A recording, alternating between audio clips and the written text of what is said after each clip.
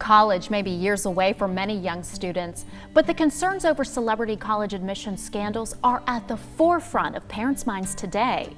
This, along with the dropping acceptance rates and skyrocketing tuition costs, only adds to the stresses of the upcoming application season.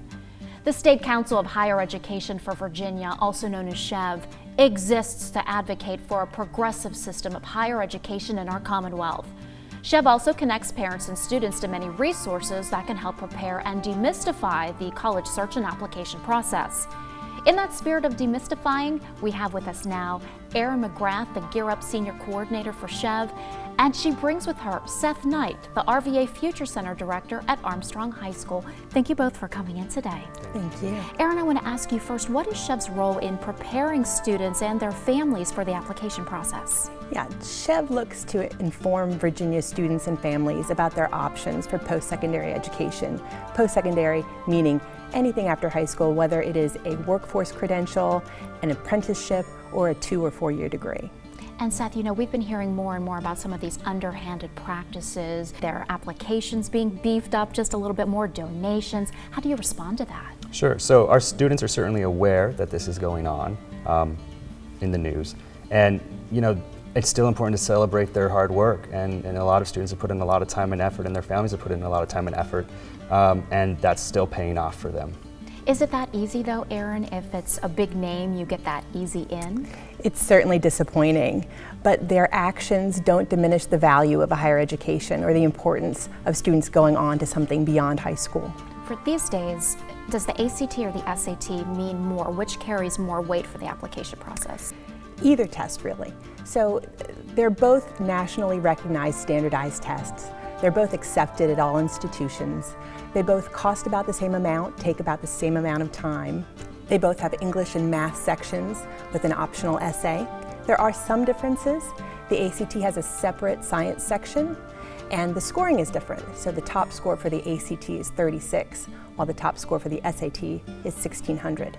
But really the best thing to do is to take both tests, whether you take the real thing or an official practice test, which takes about 4 hours, see which one you score better on, and then take your time and study and prepare for that particular test.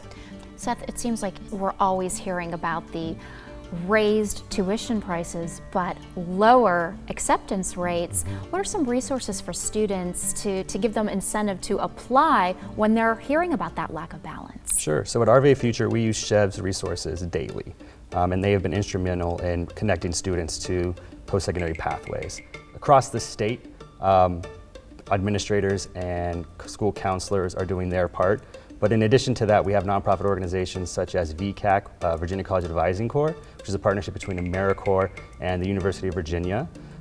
GRASP, which helps students with financial aid and scholarships, completing scholarships. And even Lynchburg's Beacon of Hope is another program where they really seek to help students connect to their post-secondary pathways. And nowadays, you know, students are being pushed into thinking about higher education so much earlier. The stresses begin so much earlier.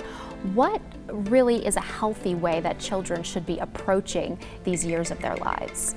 Yeah, so I think early exploration is a good thing, as long as it's kept in a really positive light. With Gear Up Virginia, we begin taking students to college campuses in the 7th grade, talking about taking rigorous coursework so that they can graduate high school with the diploma that they want to graduate with, looking at their academic and career plan so that they can set goals for themselves, and exploring different career paths that they might not have considered before. Gear Up Virginia students, many of them are first-generation students, meaning that their parents didn't go to college. And so if these conversations aren't happening at school and early, they might not be happening at all. And really, what is the value of a higher education these days? Is it even worth it? You can both answer this question. It is worth it, absolutely. Many of us have heard the statistic that you're likely to make more than $1 million over the course of your lifetime with a bachelor's degree versus a high school diploma alone. But it's not just about the money. You're more likely to vote, to own a house, to give to charity, to exercise. Higher education is about creating options for students and families. SCHEV's strategic plan, the Virginia Plan for Higher Education, sets the goal for Virginia to be the best educated state in the country by 2030. Right now, about 52% of Virginians have some form of post-secondary credential. We're looking to get that number to 70%. students can get us there by pursuing something after high school graduation, whether it's a 2-year degree, a 4-year degree, a workforce certificate, or any kind of post-secondary credential. That's really great to hear. Sure. The short answer is yes. It's an investment in oneself, and that return is still there. Students need to look at the spectrum of pathways and find the one that fits best, because there is really something for everyone out there. Thank you both for offering some insight and adding to our conversation today. Thank you. For more information on preparing for college through the State Council of Higher Education for Virginia, please visit chev.edu and check out their student and parent resources.